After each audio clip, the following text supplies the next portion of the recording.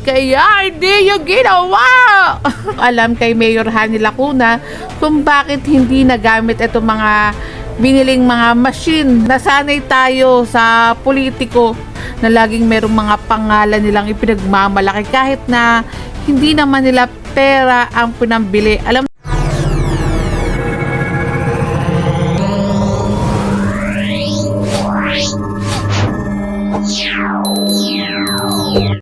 Hello mga kabungsngis! Welcome back again to another vlog. For today's video, grabe, good news para sa mga batang Maynila. Ito pong ipapanood ko sa inyo. Naganap ito 4 days ago sa San Andres Sports Complex at in-announce po ng ating butihing mayor na si Mayor Isko Moreno itong napakagandang balita. Ito po during Balik Ngiti program para sa pinakamamahal na lolo't lola ni Mayor Isko Moreno. Binigyan ni Yorme ng mga pustiso ang ating mga senior citizen kaya napakalaki ng kanilang smile na ngayon. Ito, panoorin natin tong napakagandang balita ni Mayor Isko Moreno. Kasi gusto ko makita yung damdamin ng tao. Sino dito ang nakakaalam? Umpisahan ko muna. Gusto kong ibalita. Meron tayong MRI machine. Meron tayong CT scan machine. Imagine meron tayong MRI machine, meron tayong CT scan machine, napakamahal po niyan mga yan.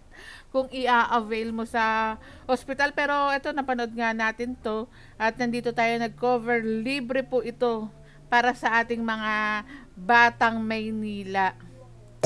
Gusto ko lang mag-survey kasi gusto ko makita yung damdamin ng tao. Sino dito ang nakakaalam na meron tayong MRI machine? Except na yung sinabi ko. Sino nakakaalam na may MRI machine tayo? Taas sa kamay. 1, 2, 3, 4, 5. So, ngayon yun lang.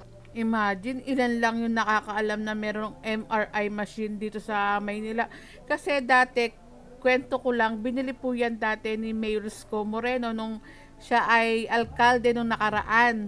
Tapos pinalitan ni Mayor Hani Lacuna. Hindi ko alam kay Mayor Hani Lacuna kung bakit hindi nagamit itong mga biniling mga machine para sa ating mga batang Maynila. At ngayon po, ang ating butihing Yorme na po ang nakaupo, yung mga binili niya na mga machine nga po ay magagamit na nga rin po. Grabe, no? Galing ni Yorme. Buti na lang talaga bumalik na si Yorme. Tsaka, ako lang, opinion ko lang to ha. Si Mayor Isko Moreno ang palagay ko, tingin ko, ang magpapabalik ng ganda, ayos ng Pilipinas. Kapag dumating yung panahon na yun, magpapatino sa Pilipinas para sa akin. Nalaman na meron tayong MRI machine sa ospital ng Maynila. Ngayon lang. Nung first term ko, nung binigyan ninyo ako ng pagkakataon, di ba tinayo natin yung ospital ng Maynila? Meron yung MRI machine. Sino ang nakakalam doon sa bagong ospital ng Maynila, merong CT scan machine? CT scan machine, mahal din yan. Sa kamay. 1, 2, 3, 4. So hindi nyo rin alam.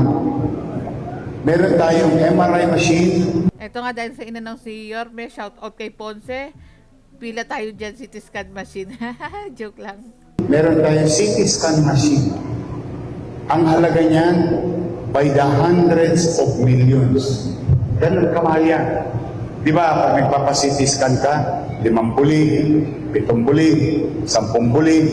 No? Pag nagpapa-MRI machine ka naman, 15,000, 30,000, 40,000. Meron po tayo. Sabihin niyo sa inyong mga anak kung sakasakaling mga kailangan. Kaya please share po yung video natin para malaman po ng ating mga kababayan, yung mga batang Maynila na meron pong libre na CT scan machine, MRI machine po dito sa Maynila. Dahil napakalaking problema kapag ikaw yung nagkasakit dahil iisipin mo pa yung gamot, yung mga papatingin mong test.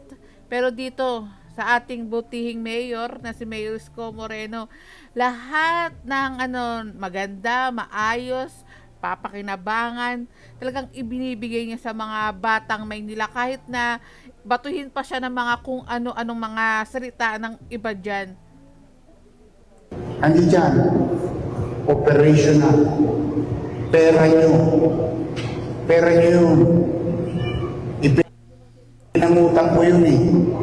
Ito yung maganda kay Mayor Isko Moreno. Unlike sa ibang mga politiko na lagi nilang sinasabi na bili nila, may pangalan nila, yung mga pinapagawa nila. Pero kay Mayor Isko Moreno, no, lagi niyang sinasabi pera ng taong bayan, ipinangutang niya para sa mga batang Maynila. Pero talagang saludo talaga ako kay Yorme dahil ang layo niya sa mga crocodile na mga politiko talaga.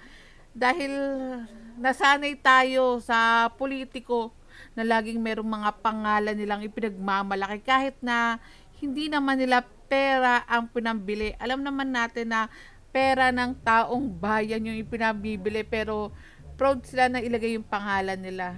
Hay! Masasanay at masasanay rin tayo dahil kay Mayor Isko Moreno na nasa isip natin, bili natin yun, bili ng mga tax ng taong bayan. Oh, kasama yun sa utang eh. Gamitin ninyo. Kaya sabi ko nga, di ba, kahit na anong pagpapako nila sa akin sa krus nung nakaraan, hindi ako mayang ipangutang, ipanghiram para sa taong bayan. Ayun nga pala naalala ko during campaign period. Ayun yung binabato kay Mayor Isko Moreno na utang dito, utang dyan. Ayan nakikita nyo naman na talagang binibili ni Yorme. Napaka-transparent ni Yorme. Nakikita natin kung saan niya ginagalaw, ginagamit yung pera. Sandali, muna natin to. Panoorin. Because that's who we are as a parent. Gagawin mo lahat para mairaos mo ang iyong mahal sa buhay. Tama ba? Yes. Tama. Oh. Imagine mo, during pandemic, talagang nairaos tayo ni Mayor Isko Moreno. Nairaos yung mga batang Maynila, hindi nga lang batang Maynila. Halos lahat ng mga pumupunta sa Maynila, nairaos ni Mayor Isko Moreno. Talagang pumupunta sa sa Maynila yung mga taga-ibang lugar dahil nga dito sa Maynila, meron lahat ng mga pangangailangan nila. Tapos, yung iba, babatuhin pa si Yorme ng kung ano-ano mga salita. Napakahusay kaya ni Yorme. Meron tayong mammogram. Oh, digital mammogram sa ospital ng Maynila. Kaya ko yan ikinukwento ngayon, hindi para kung ano pa man. Ang importante sa atin, malaman ng tao, meron pa na kaming ganun. Anak, huwag mo nang gastusin yung ipon mo. 10,000, kailangan natin ng pera. Punta ka na lang sa ospital ng Maynila. Meron naman doon. O, eto. Napakalaking ginhawa talaga ng mga machine na binili ni Yorme. Iisipin mo pa, kunwari ikaw may sakit ka, kailangan mo magpa-MRI. Hindi mo na kailangan gumastos ng napakalaking halaga para lang magpa-test, magpa-MRI. Ito dito sa Maynila, libreng-libre na po ito. Kaya please share po ang ating video para malaman nga rin po ng ating mga kababayan. Mahuhulog kayo sa bangko. Kasi ito, lalo na kayo. Naku, itong edad na to, no, Grace, no? Most likely. Pag dumating ka ng Tasikwent, pataas, o customer ka na nito. O, ito ha. Alam nyo ba, meron tayong cat lab. Ano yun, Yorme? Para sa pusa? O cat lab? Hindi po. Again, nung unang termino ko, nagtatag tayo sa ospital ng Maynila. Bumili tayo ng mga makina katulad ng cat lab. Yorme, para saan yun? Sino ang nakaranas na o may kakilalang nakaranas na ng angiogram? Thanks God, wala naman akong kilalang merong nakaranas or kailangan ng Wala. Matitibay ang mga puso niyo. Good. Nag-angiogram yun. Ang mahal. Tama, Grace? Ito. Magkano angiogram? 30,000, 50,000, 80,000. Hindi ka pa ginagamot, namamatay ka na sa presyo. Kasi diagnostic pa lang eh.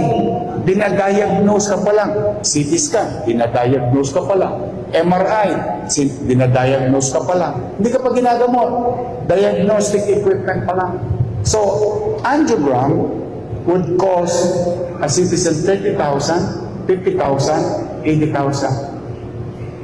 Mamalas-malas mo. Kailangan kang i-angioplasty. Ano naman yung angioplasty? Yung lalagyan ka ng goma. Kumbaga sasakyan, i-overall ka. Yung bara, lalagyan ng goma. O yung pampabuka sa mga ugat-ugat. Tanong, magkano ang angioplasty?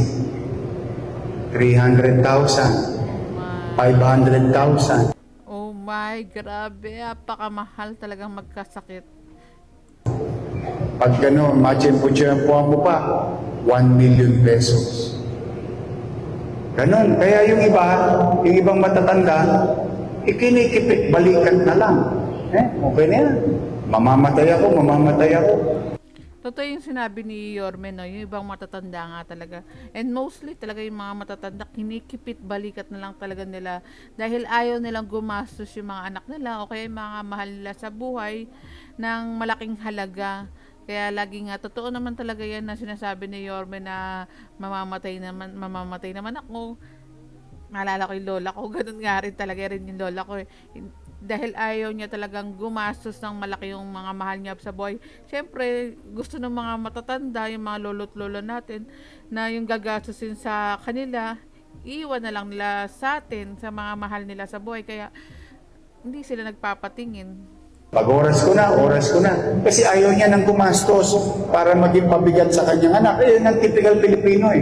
Yes. Alam mo talaga ang magulang, gagawin ng lahat para sa anak niya. Kulang isakripisyo niya ang sarili niya.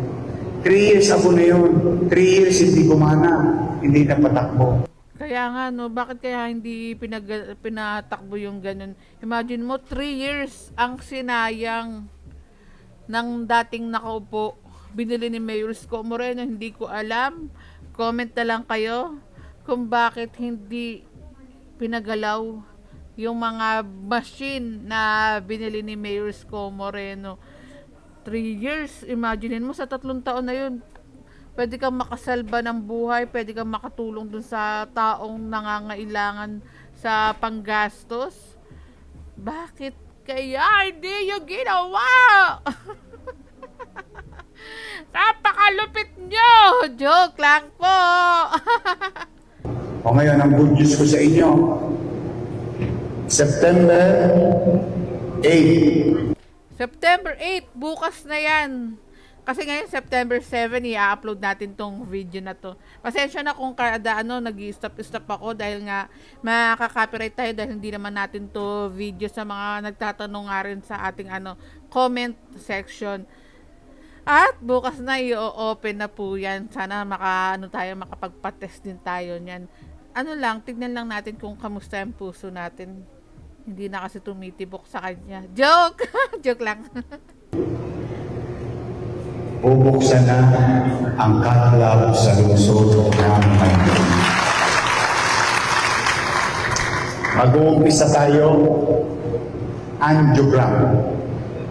Kasi ang gumagawa ngayon sa gobyerno, PGH at saka Heart Center, national government. Magiging katulong tayo nila. Bakit? May sarili tayong pasilidad. In fairness to them, pinitraining naman nila tayo. Magiging partner naman nila tayo.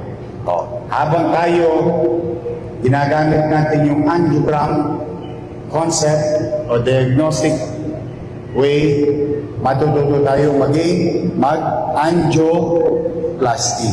Tanong, Yorme, magkano? Kasi sa private, 30,000, 80,000. Magkano sa Maynila? TY. Imaginein mo, thank you lang ang kapalit ng mga papatingin mo. Mga machine, thank you. Kaya lagi nating sabihin din sa ating mga doktor, mga nurse, na lagi rin tayong magpasalamat din sa kanila. It's not easy ang trabaho ng mga doktor tsaka nurse. Kaya ugaliin din nating magpasalamat. Nakakagaan sa pakiramdam nila kapag merong nagpapasalamat sa kanilang mga pasyente. Dahil ang bigat din ng trabaho ng mga nurse and doktor. Wala. Uusukin nyo lang yung doktor. No? Sabi mo yan, Yorme, laway lang. Pag ako nagpatingin, sabi ni Yorme, laway lang. Thank you po Joke lang. Masyado masakit yung injection na. Kidding aside, PY. Why? Pera nyo rin yun eh. Dinaya nyo rin na voice yun. Sinisinop ko lang. Dinadala ko lang sa mga importanteng bagay. Buti lang si Yorme masinop, no? Inilalagay niya sa mga, ayun, sabi nga ni Yorme, sa mga importanteng bagay. Alam niyo, nung nakaraan, siguro, nung Friday, ano ba tawag dito? Yung mga pangalan ng mga street, kung maaalala nyo, na sa capital report ni Yorme, sinop din kaya yung ginawa nila? Dahil meron ng pangalan ng street, ginawan pa ng pangalan ng street. Ay, naku. Sana sa mga sa mga ba tawag dito, mga politiko, yung mga natin ng mga congressman, mayor, kahit sa kaliit-liitan sana gamitin ng tama, tapos sa taong bayan talaga ilagay. Maging na rin kayo, maging simula ng pagbabago, maging napakagandang halimbawa ni Mayor Isko Moreno talaga sa lahat ng nanunungkulan. Sana nga yung mga politiko natin maging simula na kayo ng pagbabago. Hindi simula ng pagyaman nyo. Na kapaki-pakinabang sa tao. Diretso. If we can extend a life, we extend happiness inside. Dagdag ko lang, kapakinabangan sa tao, ang sabi ni Yorme. Talagang lahat ng ginagawa ni Mayor Isko Moreno, laging kapakinabangan. Una, ang Batang Maynila. Una, ang tao lagi sa mga ginagawa ni Yorme. The household. Yeah? If we extend the life to the economic driver of a family, just imagine the value of it. Kaya ako, sa totoo, wala akong pakialam gumastos ng milyon-milyon sa isang tao. Mabuhay lang siya. Alam nyo, share ko lang meron din akong kakilala, merong sakit, lumapit kay Yorme. Talagang binibigyan talaga ng tulong ni Yorme kahit magkano pa yung pangangailangan nitong may sakit na to. Ay, grabe. Hindi talaga tinitipid ni Yorme. Yung pera mawawala. Yung buhay pag nawala, hindi mo na maibabalik. Kaya, if there is a chance to extend the life and bring quality of life, yung kalidad ng pamumuhay sa iyong mamamayang mapabata, mapamatanda, o katamtamang edad, yung quality of life, yun pangarap ko sa mga taga Maynila. Kasi totoo yung sinabi ni Chi, gusto ko tumangos ang ilong yung lahat. Gusto nyo ba nose-dip? Yes po. Sana Yorme, gusto ko doon. Joke lang. Charot. I want you to be proud of all your life and experience. Ngayon lang kayo makakita kahit pa paano bago magpantay ang panyo, bago pumikit ang mga mata ninyo, makakita kayo. At least, lilisan ako sa mundong ito. Alam ko yung pamahalaan, aalagaan ang mga mahal ko sa buhay. True talaga, no? True yung sinasabi ni Yorme, panoorin ko. That I want you to be. Dahil may gobyerno na sa lungsod ng Maynila. Ang sarap nun, no, na meron kang gobyernong masasandalan talaga sa oras ng kagipitan, sa oras ng pangangailangan natin.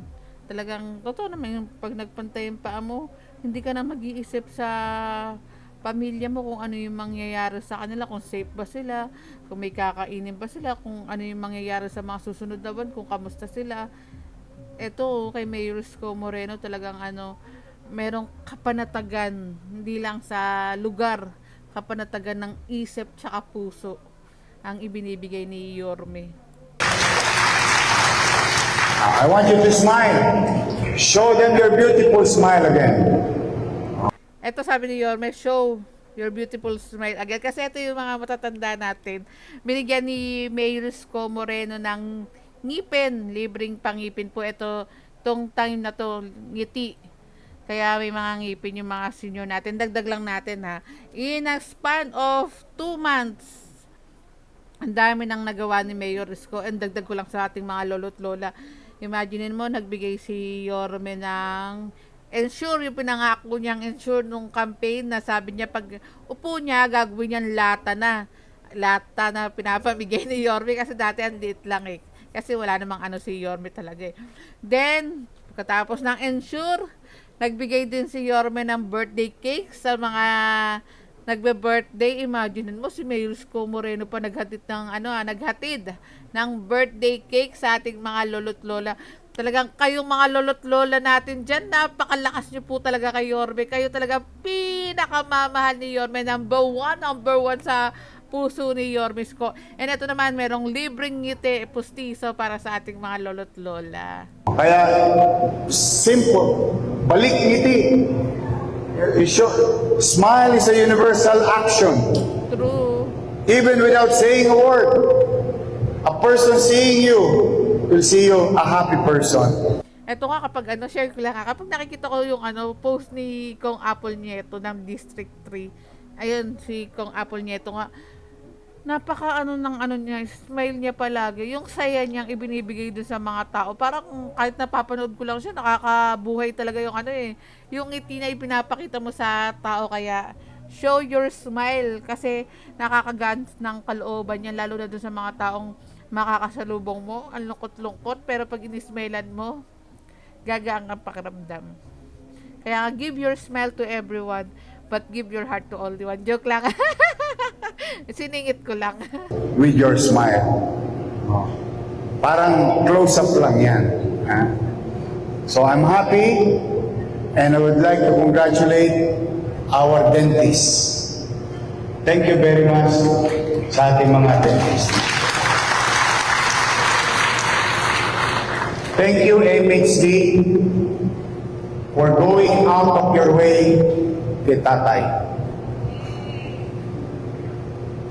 Because you cannot and physically challenged, you went out of your way, giving and putting extra mile with your work. I'm proud of you, Manila Health Department.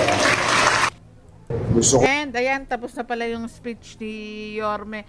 At dito ko na tinatapos ang aking comment.